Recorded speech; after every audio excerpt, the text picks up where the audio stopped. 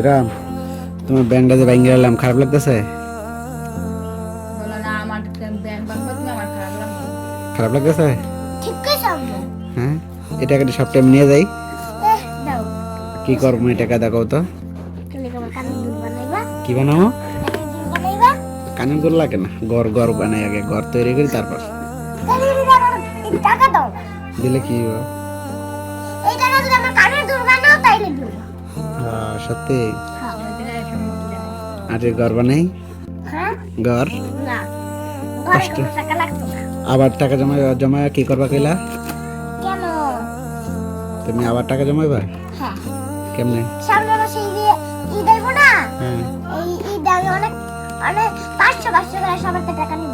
পরে পরে কি বইনাও তো একটু বড় আছে বোকা। বইনে আমার তো একটু সালামি নিব না? পরে এই টাকা পরে আমার দিয়ে দিবা? এ কি করবা টাকা দিয়ে? এই সব আমি এই সব টাকা আমি কিনলে জমাইতাছি। কি লিগা?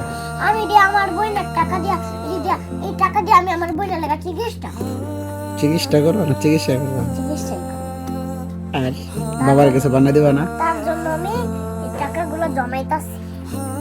আচ্ছা ঠিক আছে, তাহলে জমাইতে থাকো আর আমরা বানতে